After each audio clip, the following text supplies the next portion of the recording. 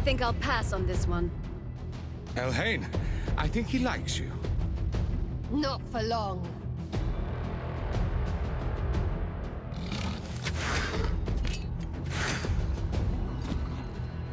Well shot!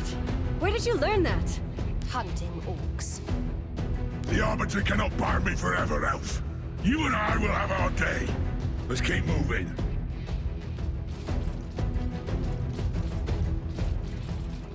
Four of them! Come on! Which of you filth dies first today? Athel, we really don't have time for this. Very well. Take them.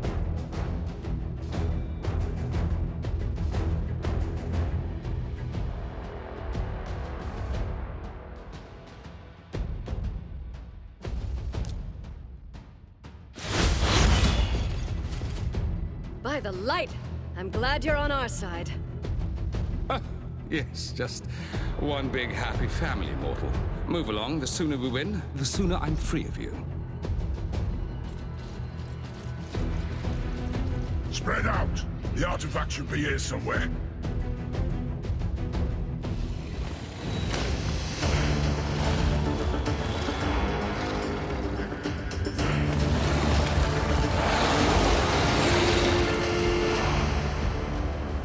Easy, everyone. Every dragon has a weak spot. If I can hit it just right.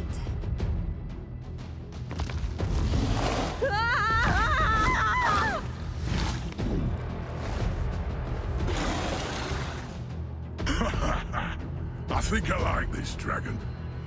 Well, that could have gone better. Any ideas? We attack together. On 3. For Teleria! For the Arbiter!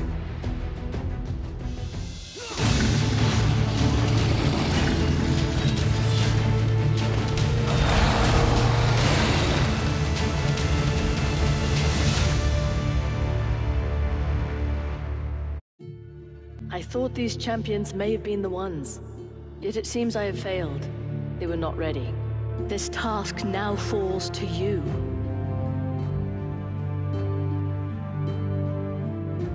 I have strength left to restore only one fallen champion to aid you. With their shard remade, they will be bound to your will. But you must choose.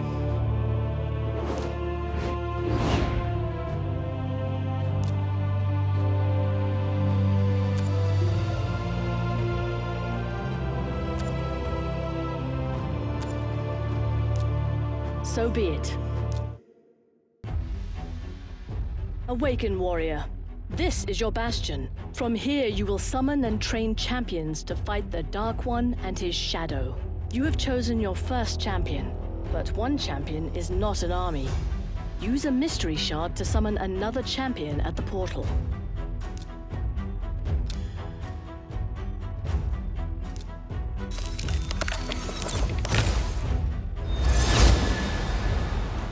Excellent. You've summoned an attack-type champion with great attack and support skills. Let's head to the campaign map and prepare your champions for their first taste of combat.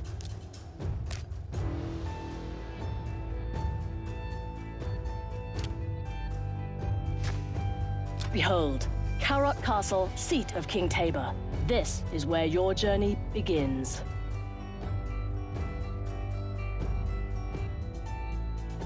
I fear that the king and his bannerlords have fallen to the shadow.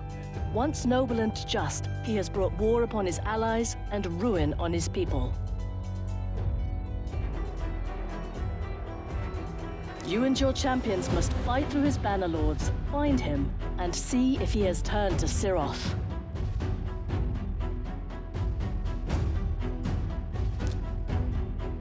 "11 generations of peace had reigned between the kingdom of Karok and the realm of Aravia. A peace now shattered by King Tabor's brutal campaign of expansion into the neutral lands between the two kingdoms. Once revered as a pillar of justice, King Tabor had imposed crushing taxes to finance his war with his former ally, bringing desolation and ruin upon his own people. Had the king lost all reason? On the orders of the Arbiter, the company set out to persuade him to renounce his folly and wayward policies. Even if it meant storming the very gates of Kirok Castle. Karok will not fall easily.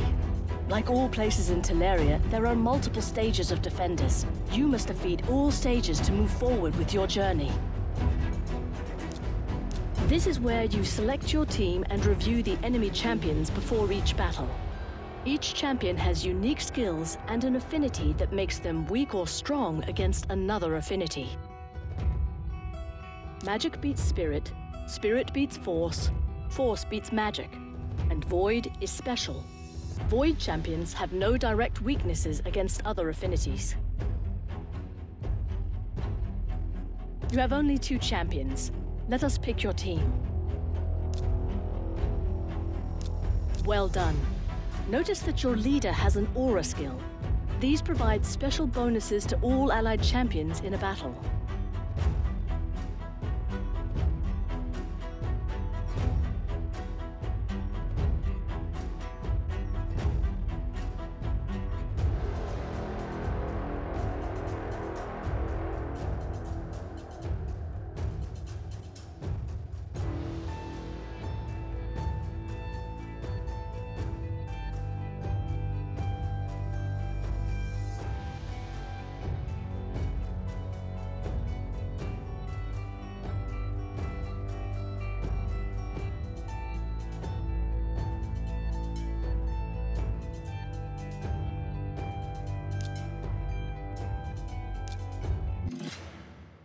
The arrows above each enemy's head show how your champion's affinity matches up against theirs. An affinity advantage means a more effective attack, more damage, and a higher chance to crit.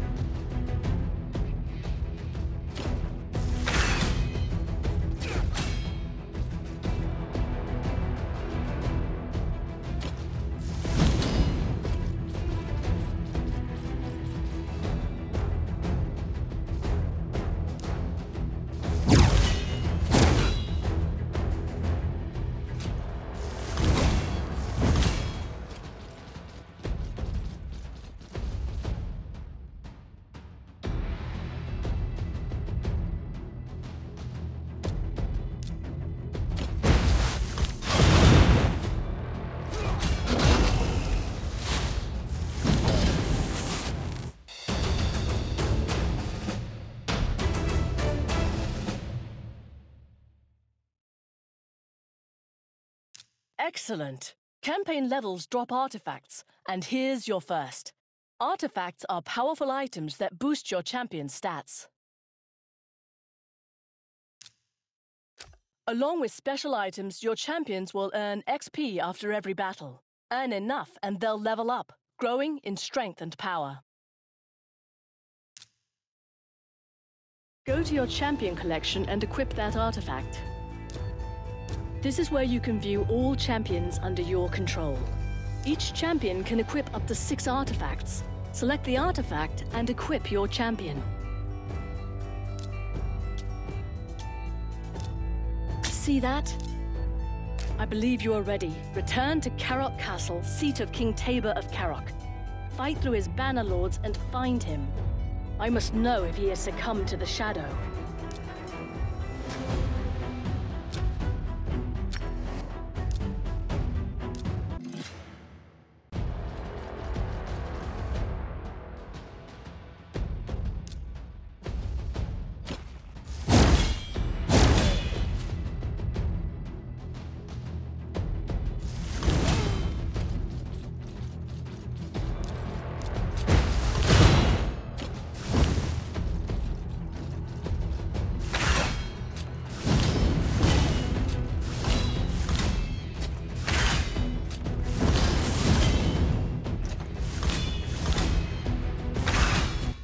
Congratulations, you leveled up. Every time you level up, you'll get full energy, gems, and sometimes you'll even unlock new features. And here are your rewards from battle. With this artifact, you'll have enough to equip a full set. Let's go. Artifacts can be equipped individually, but come in sets of 2 or 4. Equipping full sets can give you huge stat boosts, special abilities, or add special modifiers to your attacks. This set boosts your champion's HP by 15%. Life artifacts come in sets of 2, meaning you can gain a huge 45% HP boost with 3 sets. Let's upgrade this artifact and improve its bonuses.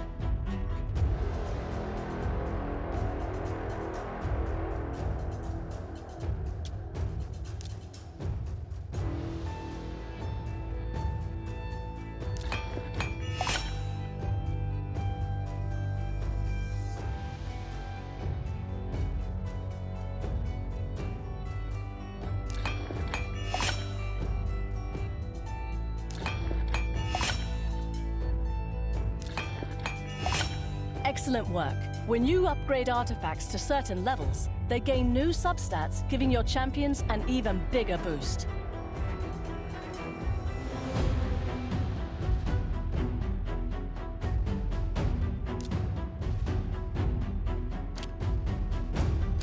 You have learned well.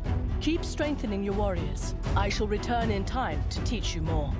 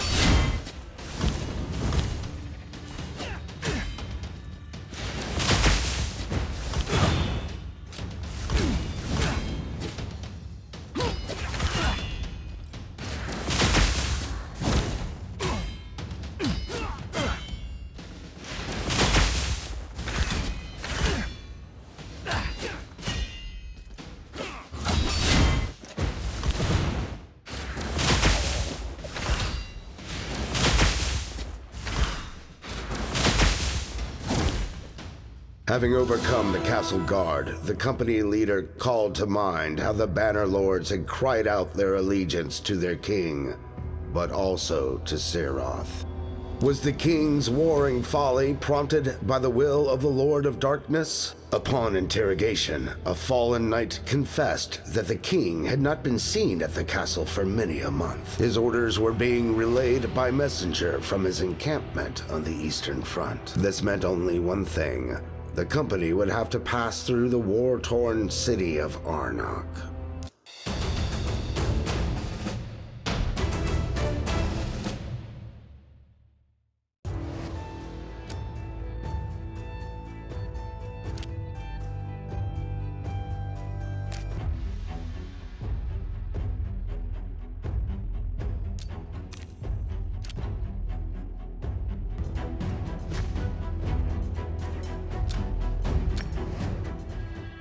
The once glorious city of Arnok had fallen into ruin, famine, and great sorrow. Peopled by desperate refugees, it had become an unclean place made darker by unknown horrors spawned. To go through it safely would take days, to go round it much longer, so the company agreed to pass beneath it. They would venture into the foul city sewers, albeit risking the known danger of intruding on the territory of the lizard men.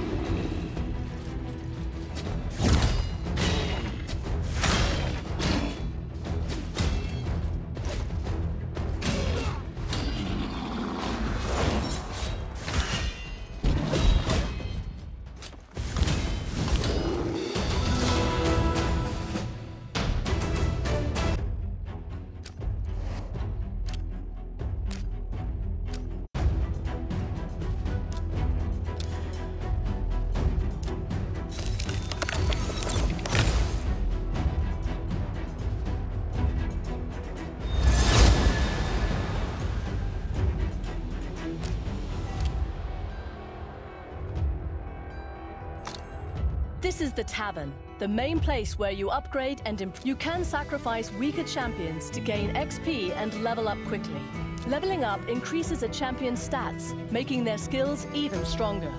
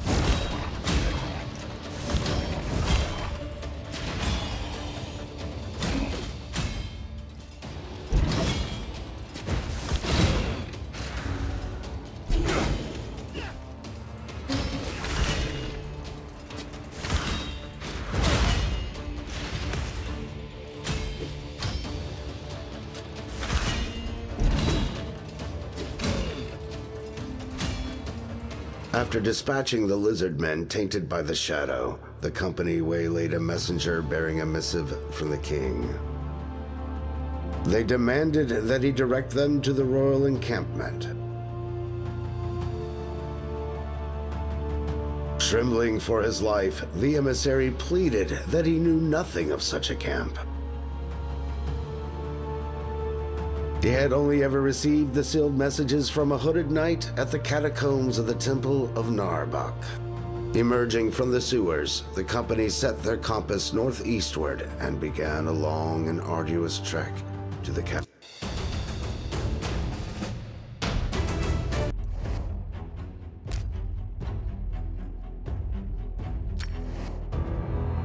At last, they arrived at Narbuk, where the temple was now consecrated to the cult of Suroth. Guided by their torches, they entered the catacombs, where the wind howled with the anguished screams of the restless dead. As they sank deeper into the vaulted galleries, a voice on the wind became ever more distinct, now echoing words of protest, now prayers to Lamea, the goddess of light.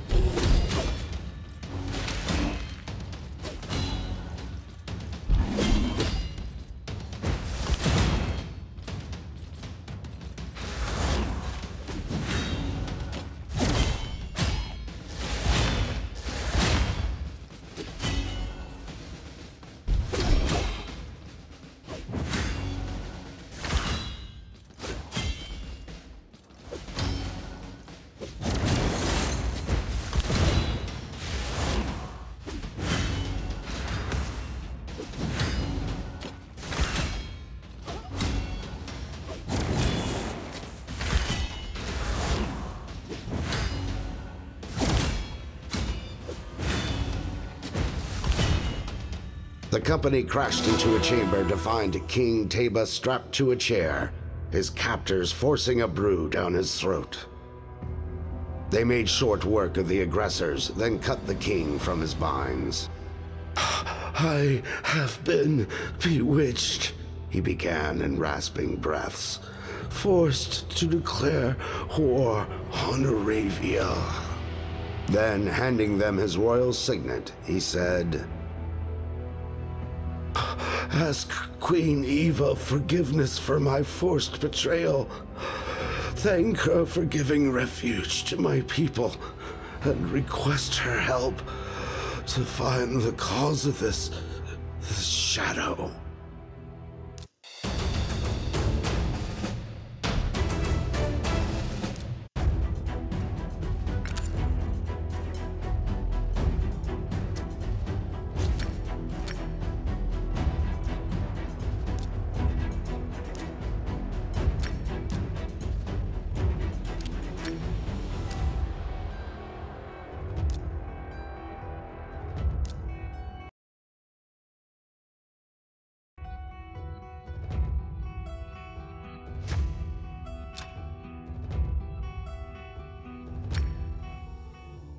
To gain entrance into Arabia, they would have to pass through the Dark Wood to Felwyn's Gate. After a 3-day trek, they reached the edge of Durham Forest, home of the Dark Elves. The Elves promised safe passage to those who would pay the toll. Showing them the signet of the king, the company claimed right-of-way as bearers of the monarch's word. But the Dark Elves recognized neither king nor queen, and attempted to take their toll in blood.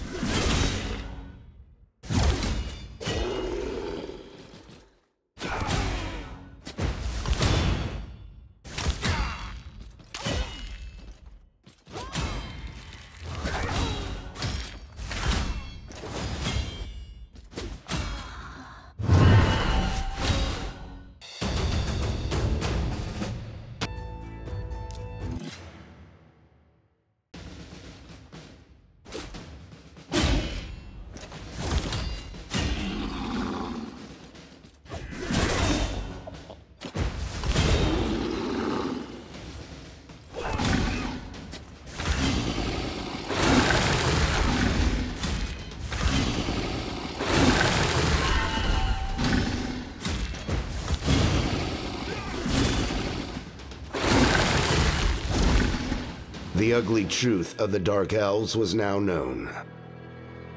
Preying on the desperation of the refugees, they had offered two paths. The rich man's path, offering safe passage to Felwyn's Gate, and the poor man's path, leading to the belly of the dragon. The company blazed ahead to meet the Elven Queen of Aravia, an ancestral ally of Kirok. Known for her exceptional beauty, she was also a famed mistress of the old magic. So our heroes joined the torrent of hopeful exiles traveling eastward to the promise of sanctuary among the High Elves.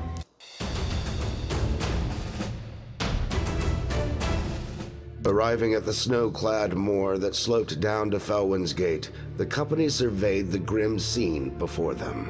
A multitude of half-starved refugees, human folk, lizard men, elven, the many peoples of Teleria, all camped in the frozen mud outside the battlements of the Great Gate, now barred. Ogren and Skinwalker guards were denying them entry, telling them to clear off back to their homelands. The company agreed to force their way through and unbar the passage.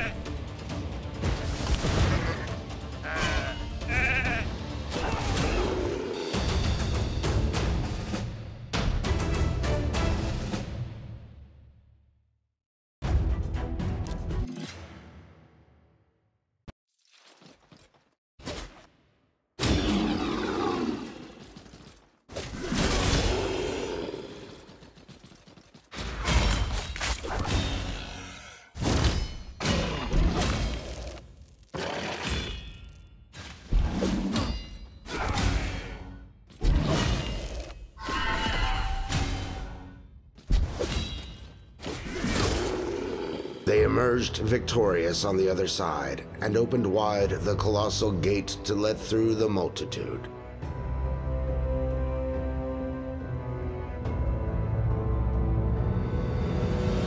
Amid great acclaim, the company followed the road northward to the Palace of Aravia. But before leaving the gate, a wounded skinwalker seized hold of one of them and growled, "See what you do.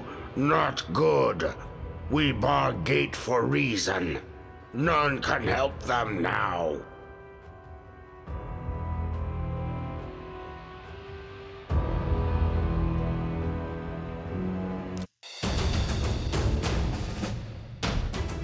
Elven lords and ladies welcomed the travelers with honey cake and mead. They told them they would be led to their new home on the other side of Tilshire. Wasting no time, the company hailed the Elven Guard to demand audience with the Queen. They offered to give her news of her friend and ally, King Teba. The guard promptly returned with his chief, who said, perhaps too affably, "The Queen bids you welcome and friendship. She awaits you in her rooms." Our heroes advanced, nonetheless with caution, into the magnificent palatial hall.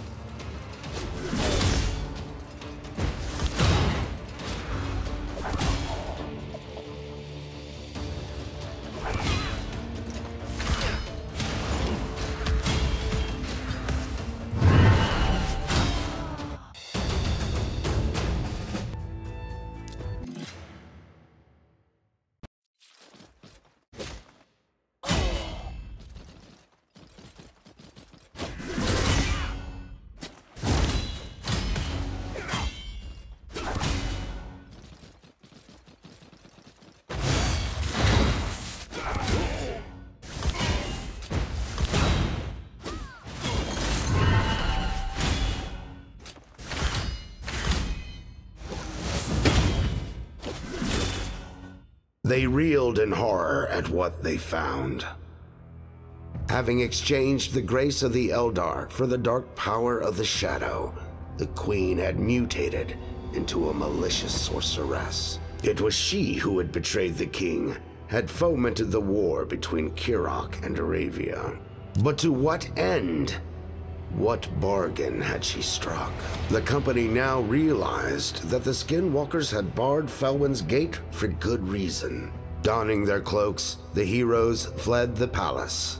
They then joined the refugees traveling under the escort of the Sacred Order to uncover what dire fate Queen Eva had laid down for them.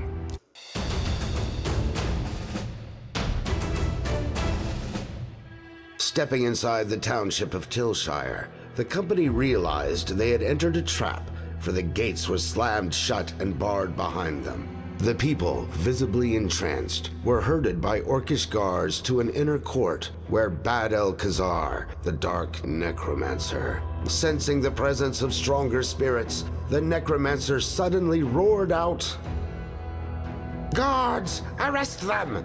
They are the Queen Killers. Give no quarter should they resist."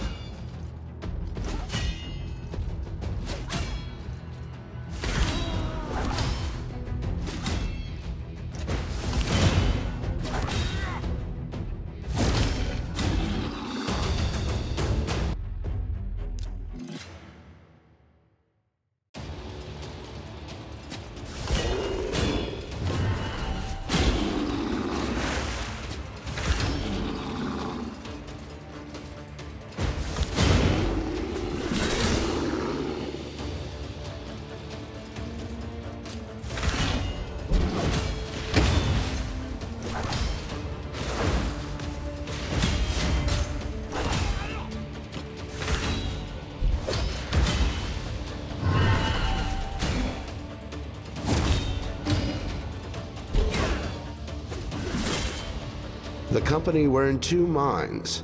Should they risk tailing the necromancer, knowing they were outnumbered by the Sacred Order? Or should they cut through the treacherous mountain and take him by surprise at Valdemar Strait? Their dilemma was soon resolved by the circling presence of a great white eagle. It carried a message from the Arbiter, telling them to make haste, that a dark mass was in preparation in the Deadlands. So our heroes took the shorter but perilous mountain route. However, slowed in their tracks by a terrible blizzard, they arrived at Valdemar Strait as Bad Alcazar set sail.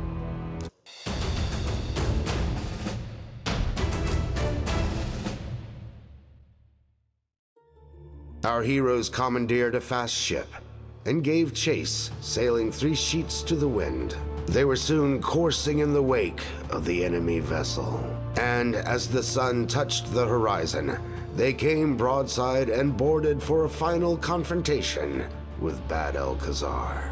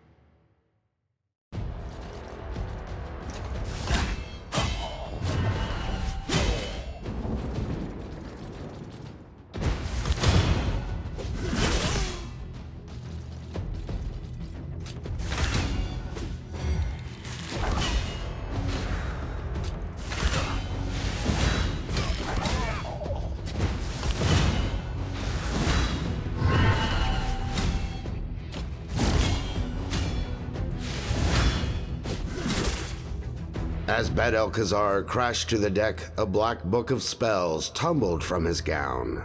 It bore arcane writings and an image of a horrifying ritual that was to begin with the Dark Mass. Meanwhile, freed from the Necromancer's somber grip, the surviving Knights of the Sacred Order were released from their demonic trance. A knight by the name of Kenric begged forgiveness for his order's wrongdoings while under the Necromancer's yoke. He swore to restore their honor and to save the bewitched folk from committing their shards to Surath. The hot, barren Deadlands were littered with ruins that bore witness to an erstwhile time when this land was fertile, before the Brimstone Dragon came and scorched the earth. After 3 days of fighting rabid beasts and barbarian patrols, the company at last came to the ancient temple of Lumaya, now the destination of a dark ritual. Folk of every race were being driven in droves by barbarians through the great temple gates to the sound of a deep, throbbing drone.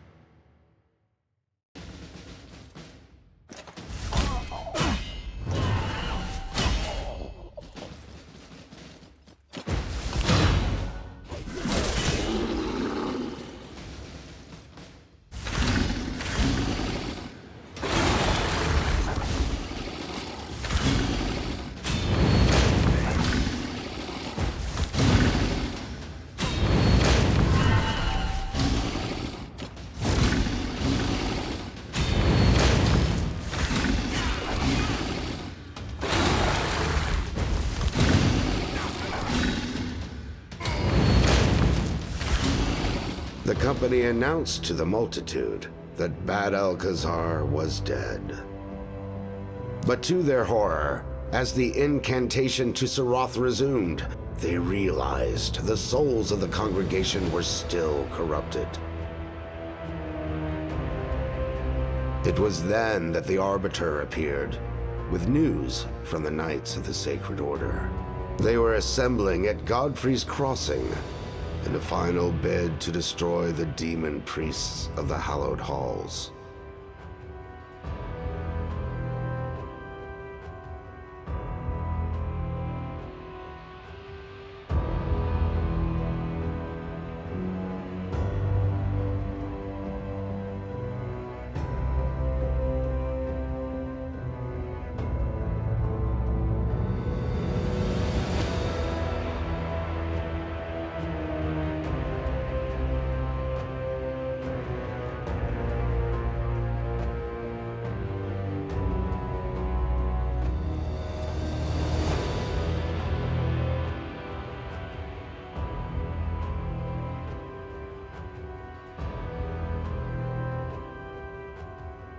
Go forth and make haste, brave champions, she intoned.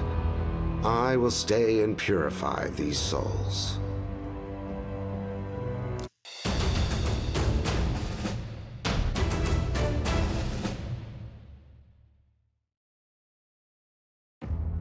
At Godfrey's Crossing, where the Deadlands met the gorge of the Hallowed Halls, they came upon a horrific sight to behold. The remains of a fallen army were scattered on the far side of the bridge that separated the two territories. Realizing the Sacred Order must have fallen into an ambush, the company proceeded with great caution to the crossing.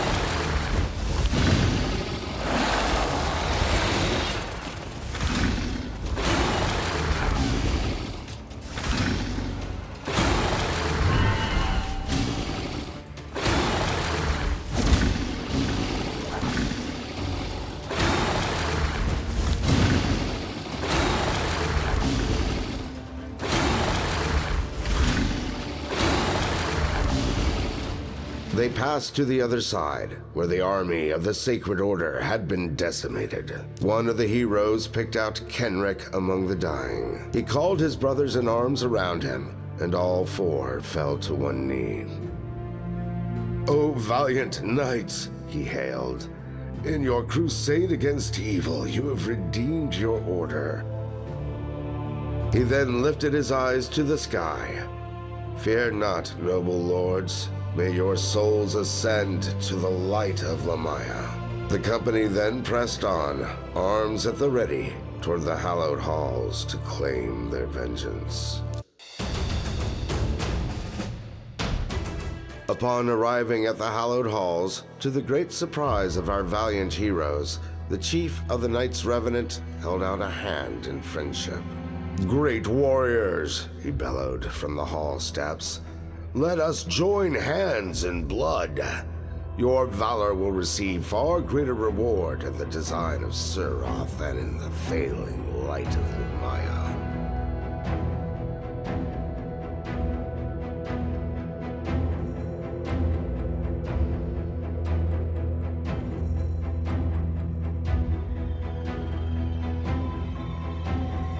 The spell of the shadow was at its most potent in these halls. But our heroes, with hearts still pure and noble, remained loyal to the righteous light and offered only one answer.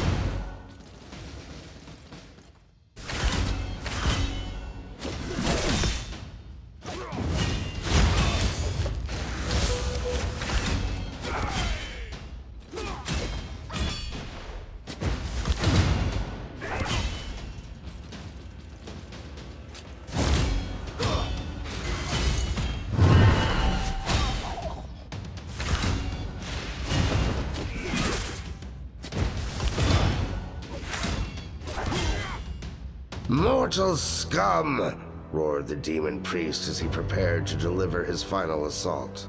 Dead heroes cannot change the fate of this world! But in a tremendous blaze of might and fury, the company swiftly dealt a crushing blow.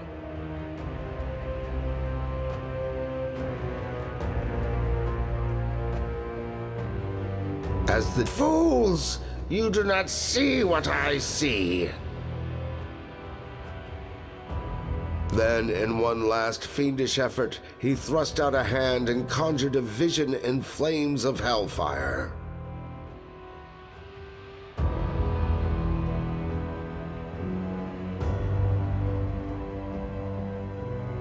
It was a vision of their death.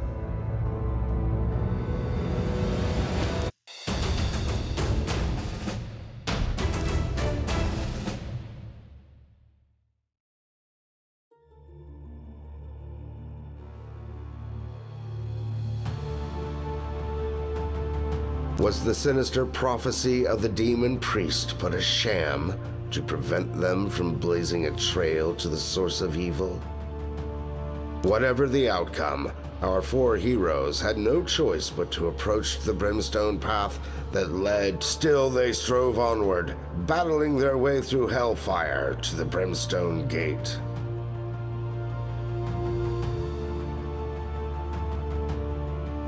This, the portal of Siroth, was sucking the living light from Teleria. Here they would have to end the corruption and restore the balance between the forces of darkness and light.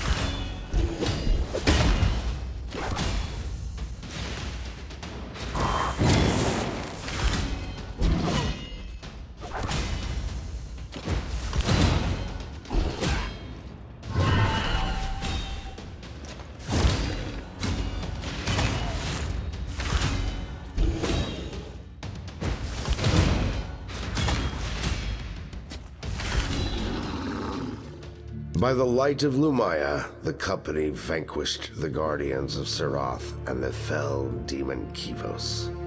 But alas, it soon became clear that the priest's prophecy would be fulfilled, for only the combined force of their shards could unleash enough power to seal the dark portal. Our heroes bravely stepped forward and, together, offered the ultimate sacrifice to cast out the shadow from the world.